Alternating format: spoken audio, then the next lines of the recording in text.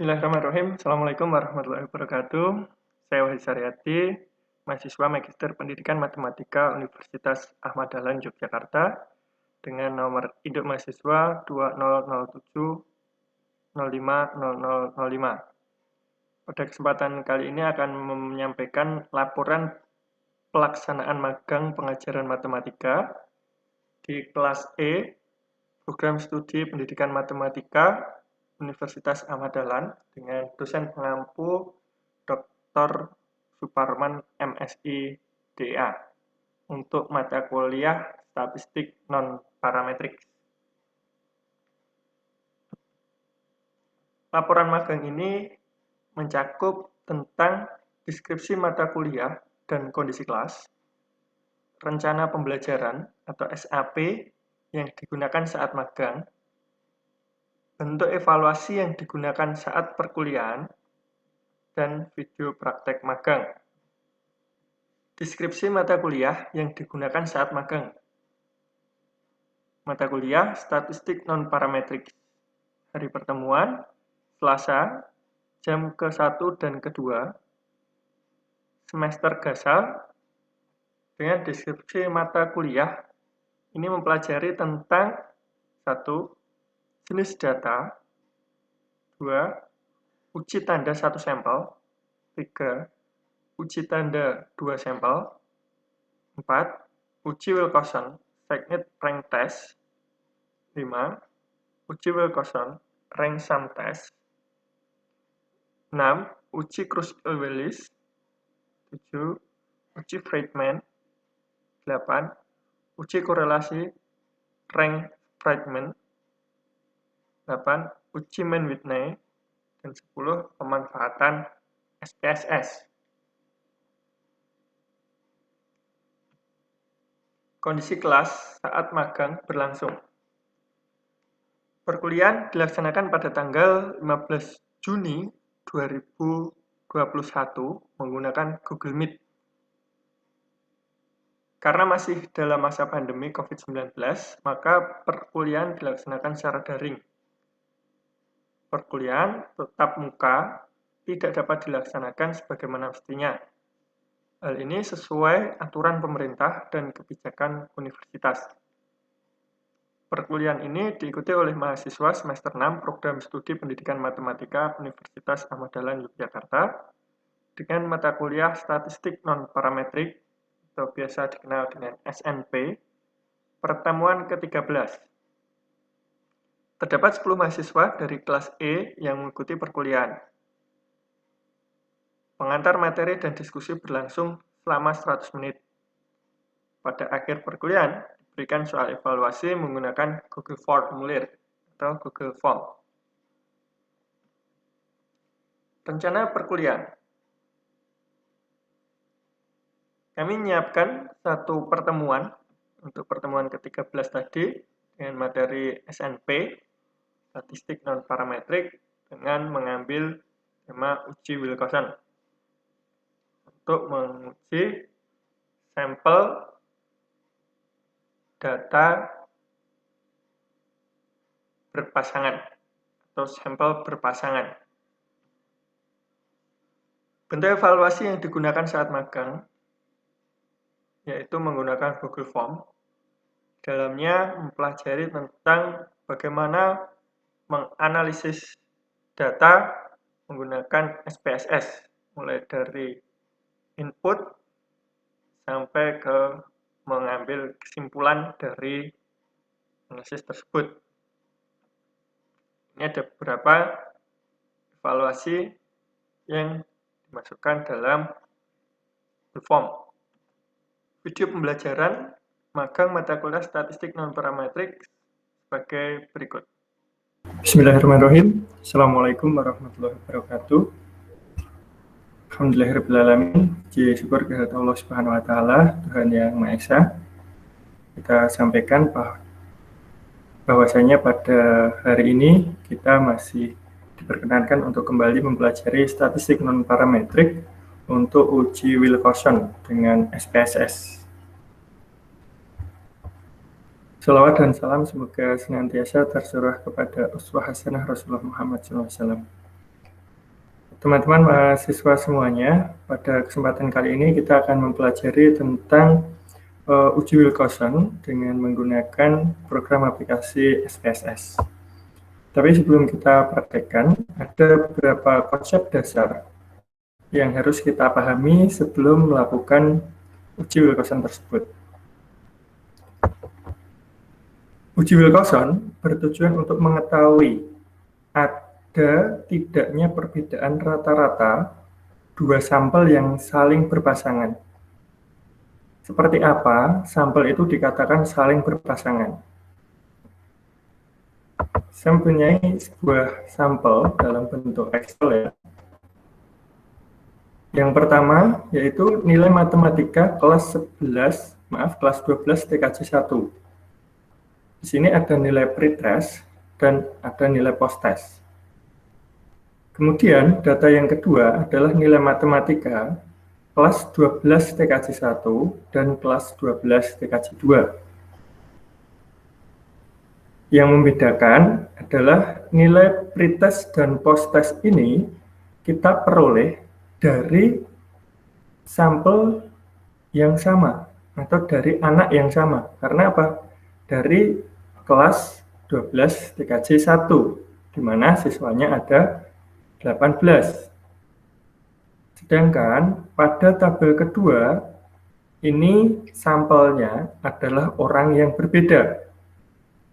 Ditunjukkan dengan nilai, pada kolom ini kita peroleh dari kelas 12 TKJ 1, sedangkan kolom yang lain kita peroleh dari kelas 12 TKJ 2. Ini menunjukkan bahwa sampel pada tabel kedua ini orangnya berbeda.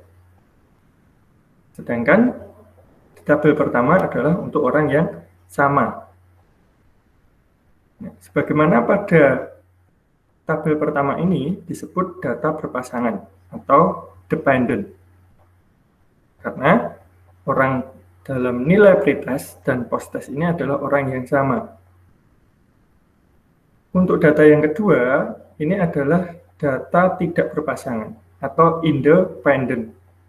Karena data yang diperoleh untuk tabel 1 yaitu dari kelas 12 TKJ 1, sedangkan untuk data 2 itu dari 12 TKJ 2. Jadi ini tidak saling mempengaruhi. Kalau di sini itu saling mempengaruhi karena satu orang, ini orang yang lain. Jika data berpasangan atau dependent, maka kita menggunakan uji Wilcoxon. Tapi untuk data yang tidak berpasangan atau independent, kita menggunakan uji Mann-Whitney. Ya. Yang akan kita bahas pada kesempatan kali ini adalah uji Wilcoxon. Sehingga agar ini tidak mengganggu konsentrasi kita, ini saya hide atau saya sembunyikan. Kita fokus pada tabel yang pertama ini untuk uji Wilcoxon, yaitu ditandai dengan data yang berpasangan atau dependent. Uji Wilcoxon digunakan sebagai alternatif dari uji paired sample t-test jika data penelitian tidak terdistribusi normal. Nah, untuk melihat kita apakah data itu terdistribusi normal atau tidak, kita bisa melakukan uji normality dengan SPSS juga. Nah, ini tentu sudah kita pelajari sebelum materi uji Wilcoxon ini, ya, untuk materi sebelumnya. Syarat dilakukan uji Wilcoxon adalah yang pertama, data tidak terdistribusi normal. Ya, kalau terdistribusi normal, kita menggunakan uji paired sample t-test. Dan skala data interval atau ordinal. Uji Wilcoxon merupakan bagian dari statistik non-parametrik. Nah, sedangkan kalau uji paired sample t-test ini masuk statistik parametrik.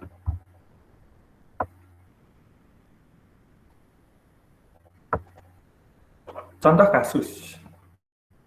Peneliti ingin mengetahui apakah terdapat pengaruh penerapan metode pembelajaran discovery learning terhadap hasil belajar matematika pada peserta didik kelas 12 TKJ 1 SMK Negeri 1 Giritontro. Untuk kebutuhan data, peneliti melakukan penelitian atas hasil belajar siswa sebelum metode pembelajaran itu diterapkan atau pretest dan sesudah metode pembelajaran itu diterapkan atau post-test ya. Jadi sebelum pembelajaran dan sesudah pembelajaran itu lebih mudahnya. Nah, dapat kita lihat pada tabel ini. Jadi ini pretest, ini nilai ini kita peroleh atau diperoleh oleh peneliti sebelum pembelajaran berlangsung. Sedangkan post-test ini diperoleh setelah pembelajaran selesai. Jadi ini dilakukan terhadap orang yang sama. Terhadap orang yang sama dites 2 kali, sebelum pembelajaran dan sesudah pembelajaran. Sebelum melakukan uji Wilcoxon, kita buat dulu hipotesis. Hipotesisnya, ada pengaruh penerapan metode pembelajaran discovery learning terhadap hasil belajar matematika pada peserta didik kelas 12 TKJ 1 SMK Negeri 1 Giritontro. Adanya pengaruh ini bisa dilihat dengan adanya perubahan hasil belajar pretest dan post-test. Nah, bisa naik, bisa turun. Yang jelas ada perbedaan. Nah, yang kita cari adalah perbedaannya. Entah itu hasilnya naik atau turun. Langkah-langkah uji Wilcoxon dengan SPSS. Yang pertama, input data. Jadi memasukkan data nilai tadi ke dalam program aplikasi SPSS. Kemudian melakukan analisis dengan menjalankan program tersebut. Kemudian interpretasi output. Jadi interpretasi ini membaca dari outputnya. Yang terakhir adalah penarikan kesimpulan. Nah, ini untuk membuktikan apakah hipotesis tadi diterima atau ditolak. Langkah selanjutnya, kita akan memasukkan atau menginput data yang kita siapkan tadi ke dalam SPSS. Jika kita membuka SPSS, maka akan ada 2 sheet. Sheet yang pertama yaitu data view, kemudian sheet yang kedua adalah variable view. Walaupun sheet data view itu berada di depan, tapi kita menginputnya mulai dari variable view. Karena nilai pretest dan post-test ini diterapkan pada satu orang atau orang yang sama, maka variabel dalam SPSS nanti adalah pretest dan post-test tersebut. Kita misalkan pretest.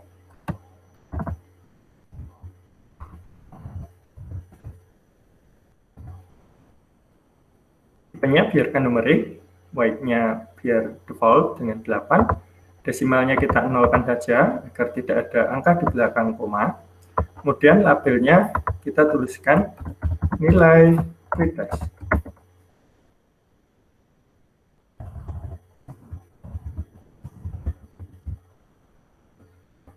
Yang lain biarkan default sebagaimana program itu. Kemudian variabel yang kedua adalah post-test. Misalnya mau dibuat nilai post-test gitu juga boleh. Nah, ini biar lebih ringkas, nanti tidak terlalu makan tempat. Numerik, kemudian desimalnya kita buat 0, dan labelnya nilai post-test.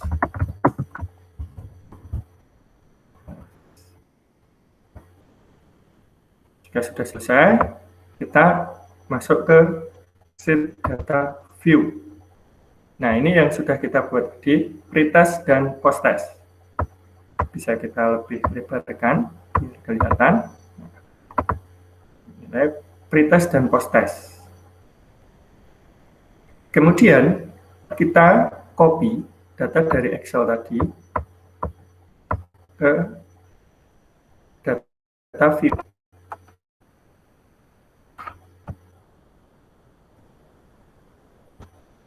Oh,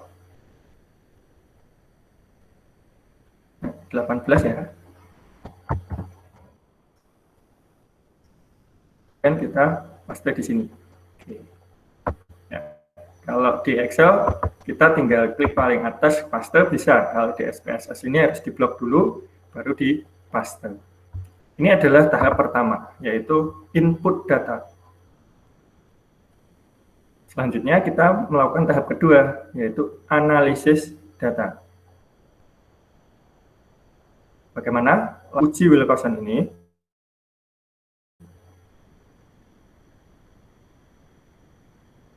Untuk pada menu analyze, kemudian pilih non-parametric test. Berikutnya, legacy dialog, pilih to related sample. Ya. Saya ulangi biar lebih jelas.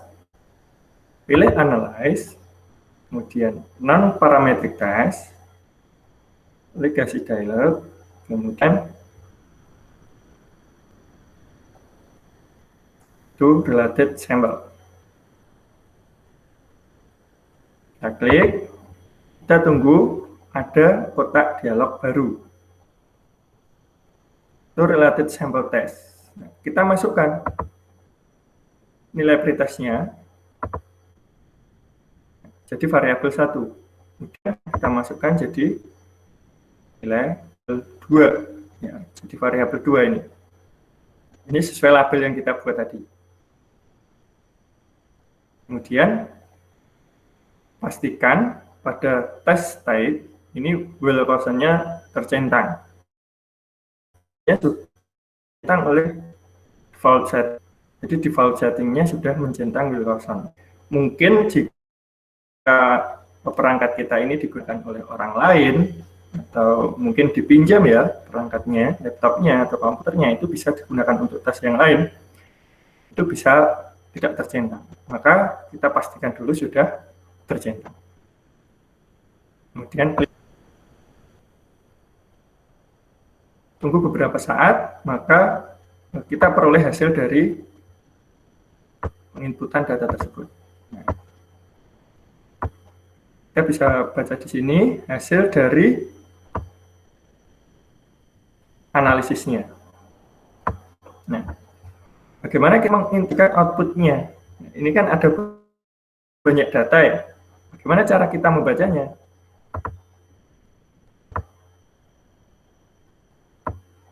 Interpretasi output. Ya, kita bisa lihat di sini. Ini ada negative range.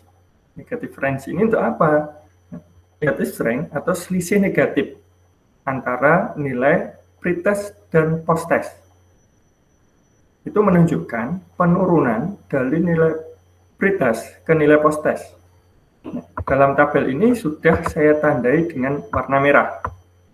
Jadi nilainya turun. Yang terjadi di sini atau yang anak yang nilainya turun itu hanya satu, yaitu di SPSS terbaca 1. Nah, di sini juga ada keterangan A, ini kan ada A ya. Nilai posttest kurang dari nilai pretest. Nah, nilai posttestnya 80, nilai pretestnya 81. Yang berikutnya positive range. Ada 16. Nah, itu apa positive range? Positive range atau selisih positif antara nilai pretest dan posttest menunjukkan nilai peningkatan dari nilai pretest ke nilai posttest. Bisa kita lihat ini yang tidak saya warnai itu naik semua nilainya. Jadi dari 75 ke 77, dari 74 ke 78, dari 74 ke 77 ya. Nah, ini ada 16 atau 18 siswa, kita kurangi 2, yang satu nilainya tetap, yang satu nilainya turun, sisanya 16. Nah, ini sudah sesuai. B ya, keterangannya di sini nilai post-test lebih dari nilai pretest. Kemudian yang ketiga, TIS 1. Situ apa sih? Nilai post-test sama dengan nilai pretest. Jadi tetap. Jadi TIS atau sama antara nilai pretest dan nilai post-testnya. Menunjukkan nilai pretest dan post-test itu tetap. Dalam tabel ini dapat kita lihat, saya beri warna hijau. Nah, selama pretest 76, post-testnya juga 76. Nah, ini ada satu anak. Ini cara membaca range-nya. Kemudian ada lagi statistik, ya, tes statistiknya. Nah, kita kan karena ini statistik non-parametrik, maka kita fokus di statistik non-parametrik tersebut. Dasar pengambilan keputusan uji Wilcoxon. Jika nilai asymmetric lebih dari 0,05, maka hipotesis diterima. Nilai asymmetric-nya itu mana? Nah ini, asymmetric. Ini kita peroleh nilai asymmetric-nya 0,001. Ini sebenarnya ada 0 di depan, jadi 0,001. Kemudian, jika nilai asymmetric-nya lebih dari 0,05, maka hipotesisnya ditolak. Sehingga kita bisa lihat 0,001 dibanding 0,005 besar mana? Tentu besar 0,005. Maka hipotesisnya pasti nanti akan diterima. Pengambilan keputusan dari uji Wilcoxon yang kita lakukan pada program aplikasi SPSS. Berdasarkan output tes statistik, ya ini ya tes statistik, diketahui nilai asymmetric-nya 0,001. Kita lihat di sini 0,001, maka dapat disimpulkan bahwa hipotesis diterima. Dengan kata lain, ada pengaruh penerapan metode pembelajaran discovery learning terhadap hasil belajar matematika pada peserta didik kelas 12 TKJ 1 SMK Negeri 1 Giri Tondro. Nah, ditunjukkan ada perbedaan hasil belajar pretest dan post-test ya. Dan ada yang meningkat, ada yang turun, yang sama cuma 1, sehingga mengakibatkan 0,001 ini, akibat ada nilai yang sama. Nah, kurang lebih uji Wilcoxon seperti itu yang dapat saya sampaikan. Semoga membantu untuk belajar statistik non-parametrik, khususnya tentang uji Wilcoxon dengan SPSS. Terima kasih. Assalamualaikum warahmatullahi wabarakatuh.